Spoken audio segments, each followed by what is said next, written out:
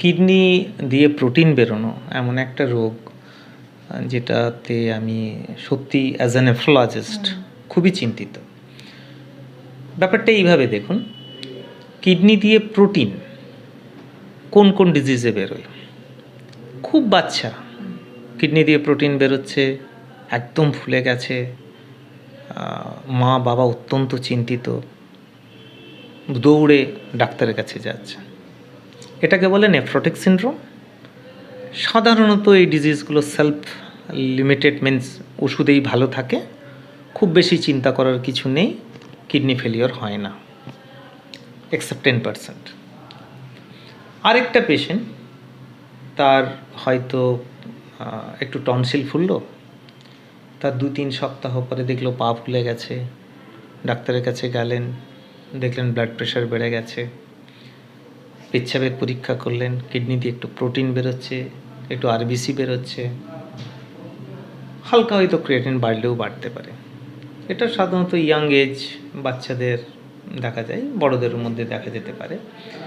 এটাকে আমরা বলি অ্যাকিউট গ্লোমেরুলোনেফ্রাইটিস অথবা ইনফেকশন রিলেটেড গ্লোমেরুলোনেফ্রাইটিস। এটা ইনফেকশন চলে গেলে কিন্তু আস্তে আস্তে কিডনি ঠিক হয়ে যায়। এবার আরেকটা গ্রুপ রইল যাদের কিডনি দিয়ে রেগুলার প্রোটিন বেরোতে থাকে এবং ধীরে ধীরে এই প্রোটিন বেরোনোর মাত্রা বাড়তে থাকে। এরকম দুটো গ্রুপের ডিজিজ, একটা হচ্ছে ডায়াবেটিস রিলেটেড আর একটা হচ্ছে ক্রনিক গ্লোমেরুলোনেফ্রাইটিস রিলেটেড। আমাদের সবথেকে বড় সমস্যা হচ্ছে যে আমাদের শরীরে যখন কোনো সমস্যা বাসা বাঁধে, 1 মাস আপনি গুরুত্ব দেবেন, 2 মাস গুরুত্ব দেবেন, কিন্তু তারপরে একটা মানসিক সাইকোলজিক্যালি আপনি এই সমস্যাটাকে পার্ট অফ লাইফ করে নিলেন, যেটা আমাদের ডায়াবেটিসের ক্ষেত্রে হয়। পেশেন্ট ভুলে যায় যে এই ডায়াবেটিস থেকে ব্রেন খারাপ হতে পারে, ব্রেন স্ট্রোক, চোখ খারাপ হতে পারে, রেটিনা, হার্ট ডিজিজ হতে পারে, কিডনি ডিজিজ হতে পারে, নার্ভের সমস্যা হতে পারে। এটা কবে শুরু হয়? সাধারণত টাইপ 2 ডায়াবেটিস যদি হয় তাহলে অ্যারাউন্ড 5 ইয়ার্সের মধ্যেই শুরু হতে পারে।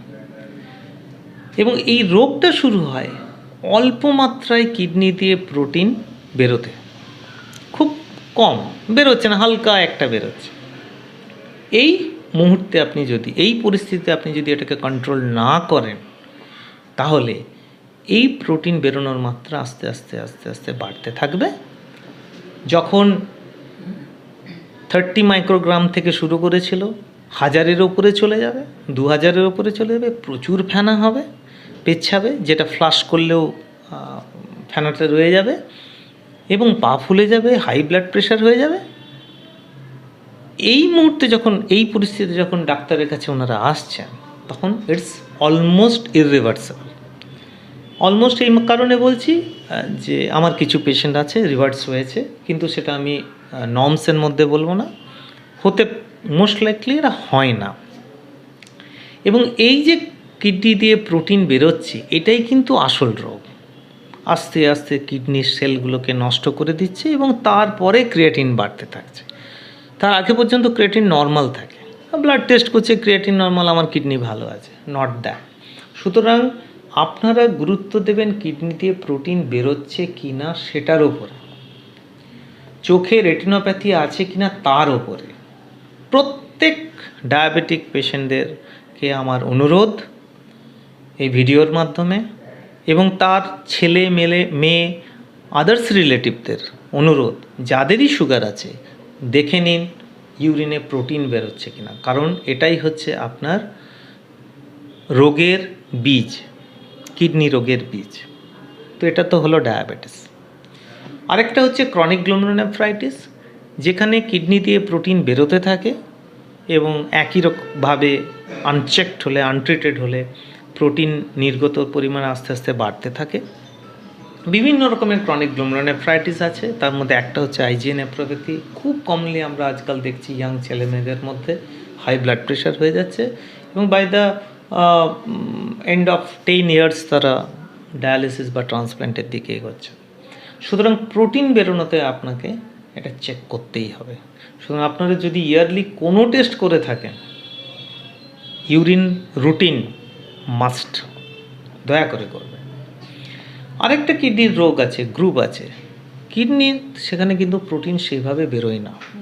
হাইপারটেনশন থেকেও যদি কিডনি ডিজিজ হয়ে থাকে, তাও কিন্তু খুব একটা প্রোটিন বেরোয় না। যেসব রোগগুলোতে প্রোটিন বেরোয় না, তারা কিন্তু খুব স্লো প্রোগ্রেশন করে।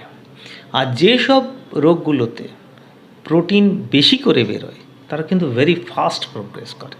তাহলে বুঝতে পারছেন যে কিডনি দিয়ে প্রোটিন বেরোনো is like a poisonous snake. সুতরাং এর ওপরে গুরুত্ব দিন। একেবারে স্যার, আপনি অনেকগুলো বিষয় বলেছেন এই আলোচনার মাধ্যমে, কিন্তু আমি আরেকটু পয়েন্টে যাব যে লক্ষণগুলো, মানে একজন সাধারণ মানুষ তিনি কি করে বুঝবেন, মানে তার কি বোঝার কোনো উপায় রয়েছে যে প্রস্রাবে প্রোটিন বেরোচ্ছে? আপনি প্রস্রাবে ফেনার কথা একটা বলেছেন, এছাড়া আর কোনো উপসর্গ আছে? আমি বোধহয় এর আগেও আপনাদের কোনো একটা এপিসোডে বলেছিলাম যে কিডনি রোগের লক্ষণ কী। প্রথমে আমি বলবো কমনেস্ট লক্ষণ হচ্ছে কোনো লক্ষণ না থাকা। কারণ এটা ভেতরে ভেতরে এমন স্লোলি যায়, স্লোলি চলতে থাকে। 30 milligram of urine protein is nothing.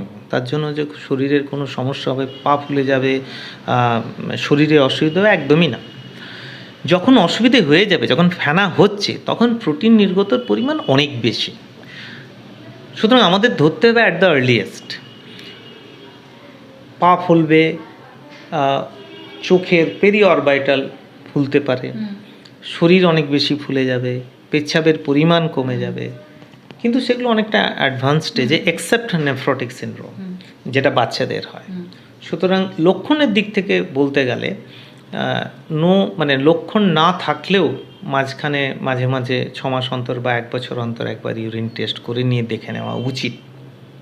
আর ফেনা হওয়া, যেটা আবার বলি, অনেক পেশেন্ট আমাদের কাছে আসেন, যে আমি বারবার বলছি যে ফেনা যদি অনেকেই তো কোমোডে ইউরিন করে, অনেকে আবার কোমোডে করেন না। যারা কোমোডে করেন না সেটা তো সবসময় ধরা পড়ে না।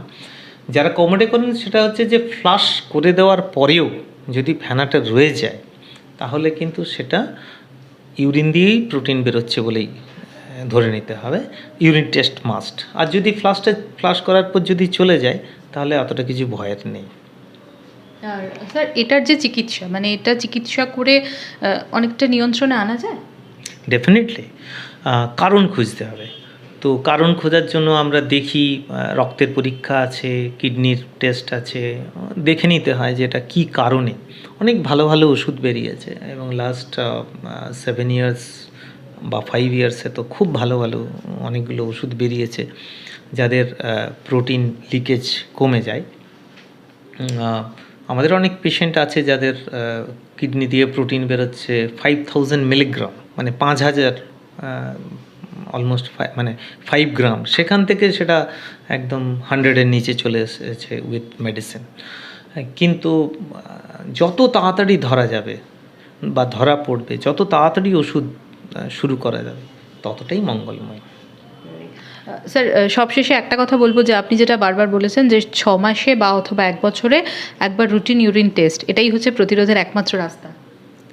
একদম। আমাদের নেফ্রোলজিতে বলা হয় যে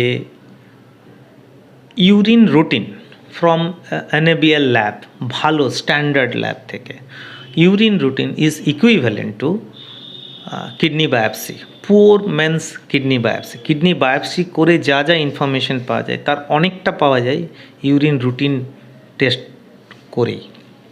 সুতরাং 1 বছর অন্তর অন্তর কেউ যদি ইউরিন টেস্ট করে দেখে নেয় যে আমার ইউরিন কী আছে, তার সাথে ক্রিয়েটিন বা আল্ট্রাসাউন্ড করলে কিন্তু রোগ খুব তাড়াতাড়ি ধরা পড়বে। এবং যত আর্লি স্টেজে আপনি ট্রিটমেন্ট শুরু করবেন, কিডনি তত ভালো থাকবে। এমনও হতে পারে যে ডিজিজ আর প্রোগ্রেস করলো না। সুতরাং yearly check up is must. অনেক ধন্যবাদ।